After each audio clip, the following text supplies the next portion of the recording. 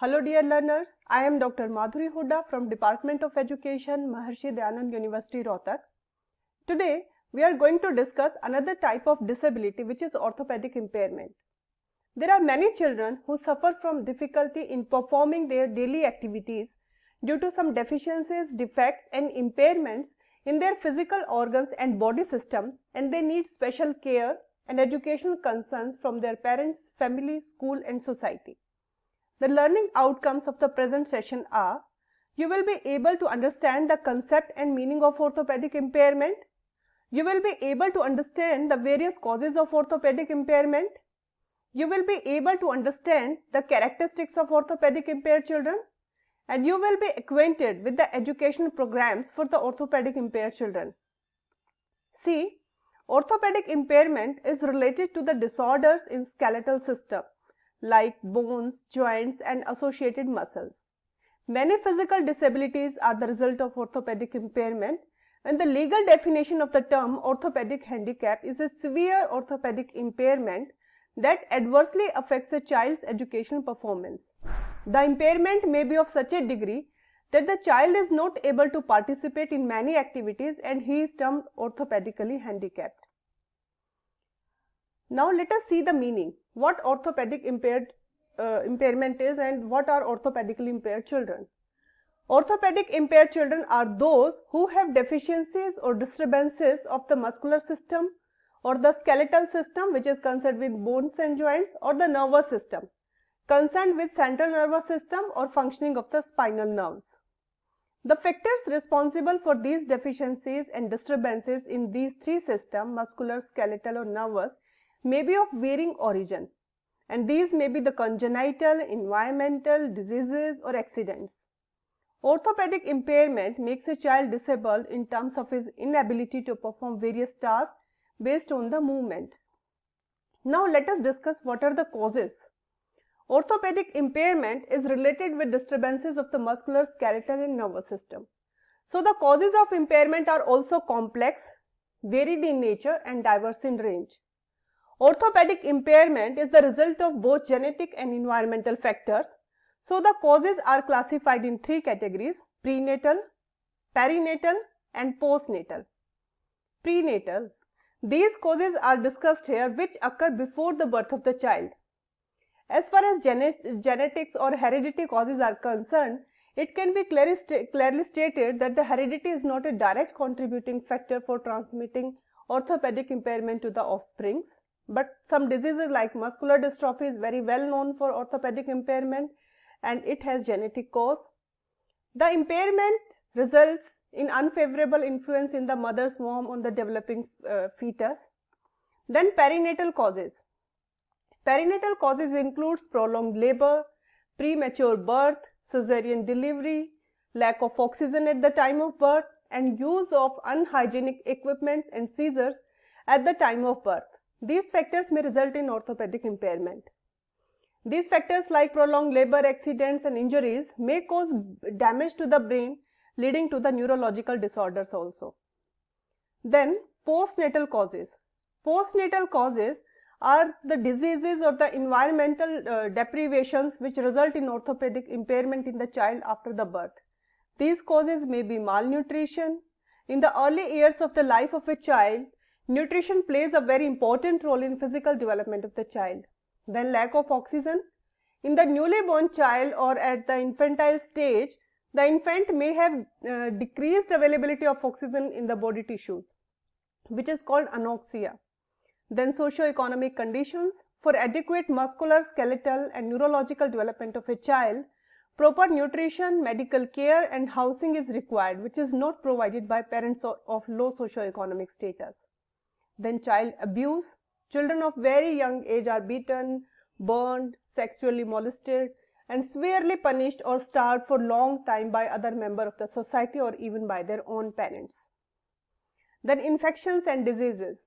There are many diseases and infections responsible for orthopedic impairment in children like poliomyelitis, muscular dystrophy, arthritis and multiple sclerosis. And other reason may be accidents and other causes. This is also a major contributing factor for orthopedic impairment among the children. Now, Let us discuss the various types and various conditions of orthopedic impairment. Here, orthopedic impairment is classified on the basis of causes of impairment, whether the causes are related to muscular level, skeletal level or neurological level. First is muscular dystrophy. The cause is musculoskeletal. Then poliomyelitis, cause is musculoskeletal. Cerebral palsy, cause is neurological. Epilepsy, the cause is neurological. Spina bifida, again the cause is neurological. Arthritis, cause is musculoskeletal. Multiple sclerosis, cause is neurological. Osteogenesis imperfecta, cause is musculoskeletal. And spinal cord injuries, cause is neurological. And osteomyelitis, cause is musculoskeletal. Brain injuries may be there, the neurological cause is there. Clubfoot is related to musculoskeletal level, and loss of limb, the cause is musculoskeletal. Now let us discuss these diseases, these conditions one by one. First is muscular dystrophy. This is a hereditary disease in which the body muscles get weakened, and there is no sensory or neurological cause responsible for muscles weakness and wasting away of muscular tissue. Second condition is poliomyelitis. It's a viral communicable disease affecting the nervous system. Infection occurs with the intake of contaminated food and water, and this contaminated food and water has germs in it, which gets multiplied in the intestine walls, and consequently they spread to the nervous system. The result is that mild to severe range of paralysis occur. Then cerebral palsy. This is the most common orthopedic impairment in the world due to damage to the brain in the prenatal period or at the time of the birth, or the damage may be in the infantile stage. The word cerebral means brain and palsy means impairment in motor functioning. It's a damage to the motor areas of the brain prior to brain maturity and full development of the brain. Cerebral palsy is also called brain paralysis, and it affects the movement and body position. Then next condition is epilepsy. Epilepsy is a major health condition affecting the alertness and vitality of a child to such an extent that may severely lessen his ability to function in a regular school. The cause responsible for epilepsy is spontaneous abnormal discharge of electrical impulses in some brain cells, and the discharge spread to some nearby cells and it results in impaired movement. Next condition is spina bifida. Spina bifida is a congenital defect of backbone of newly born child. The result is that the nerves in this area, which are responsible for control and feeling in the lower part of the body, does not develop properly, and the result is that the developing baby becomes the victim of this disease in the first month of the pregnancy. Again, the next condition is arthritis. Arthritis is a painful condition of joints resulting in difficulty in movement and weakness. Arthritis commonly affect the old age people but also affect the children of adolescent age and called juvenile rheumatoid arthritis. Most useful, advanced and reliable test for its diagnosis is bone density test, and decreased bone density signifies symptoms of arthritis. The test used to diagnose rheumatic arthritis is done for RA factor test, rheumatic arthritis factor test. Then multiple sclerosis is the next condition. Multiple sclerosis refers to the disease in which the message carrying capacity of the brain gets affected. It is due to destruction of insulating material covering the nerve fiber in the central nervous system, and poor message carrying capacity of the brain result in impaired movements and motion, and the power to hold objects get weakened, and poor muscle control is there, and multiple sclerosis is incurable. Then osteogenesis imperfecta. It's a musculoskeletal disease running in families, and the affected child has bones susceptible to fracture. In its mild or moderate form, the child has weak bones and are more prone to fractures. Then spinal cord injuries. Spinal cord injuries due to some accidents, incidents or some diseases or infections, the spinal cord of the child may get affected and injured. The part of the spinal cord get affected also determine the level of paralysis. Then osteomyelitis, it causes mild to severe range of orthopedic impairment. It is due to bacterial infection of the bones, and in severe cases, the infection spreads to all the bones of the child body and the child is bedridden. Then next condition is brain injuries. Various causes like injuries caused by external objects like bullet, infections, cerebral hemorrhage or depressed skull fractures, they also result in orthopedic impairment. Clubfoot is a musculoskeletal problem due to the improper angle of the foot at the ankle, and the loss of limb. One may be unfortunate by loss of limb before birth, congenital reason may be there, or it may happen after the birth that they may have lost their limb due to some accident, incident or some infections. So these were the conditions based on their causes related to orthopedic impairment. Now let us discuss the characteristics of orthopedic impaired children. First characteristic is intelligence. Children with cerebral palsy, muscular dystrophy and hydrocephalic are in dull to normal classification, while rest of the orthopedic impaired children are in normal range. The greater needs of physically handicapped children are in the area of adaptive equipments. These children are passive in their classroom behavior and classroom related activities.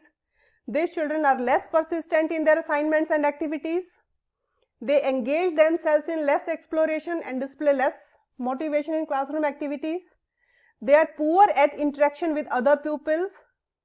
They have very low self-esteem and poor body image. They have high anxiety level and it badly affects their educational achievement. They are more prone to frustration, and orthopedic impaired children have better work adjustment and create less problem to others at work, and they are less creative and they have less novel ideas in their thoughts. Now let us discuss the educational provisions of these children.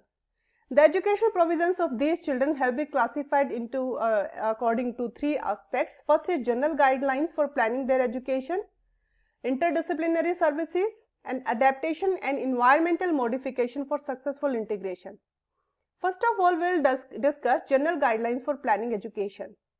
These children should be taught self-reliance for facilitating the child's total adjustment to the limitations. They should be taught to be initiative and their ability to make choices should be developed. These children should be given opportunity to continue school work to the extent possible.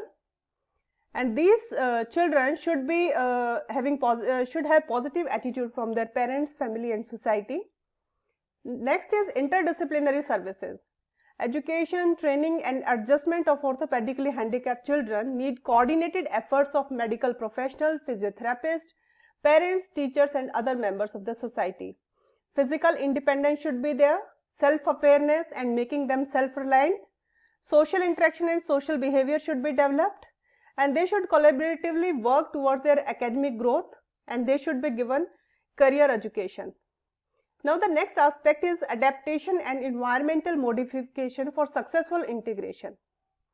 A large number of orthopedic impaired children can be integrated in regular classroom with little modification and adaptation in the environment. These modifications may be modification of furniture to provide easy sitting to the child with braces, removal of desks for easy movement of wheelchairs, provision of ramps on the sides of steps so that the child in wheelchair may enter in the building comfortably, rubber mats over the slippery sections of the floor, provisions of taping paper to the desk and devising some means of keeping pencils and crayons from rolling down to the floor, and providing holders for book for these children who have poor hand coordination. And as far as possible, the classroom of the school should lie on the ground floor of the building. Then these children should have seats in the front line and in the center of the classroom for having easy access by the teacher and for these children to get access to the teacher. So these are some environmental modifications which can be done, because most of the orthopedic impaired children are in integrated setting. So in order to make the integration better, so modification and adaptation of the school environment should be done so for their successful integration. So friends, now let us sum up now. What we have discussed in today's session, we have discussed the meaning of orthopedic impairment, we have discussed the features of orthopedically impaired children or characteristics of orthopedic impaired children, we have discussed the causes of orthopedic impairment in detail, and then we discussed the various conditions of orthopedic impairment. Depends upon their the area affected, like musculoskeletal is the cause or neurological is the cause. So then we discuss the educational provisions for these children.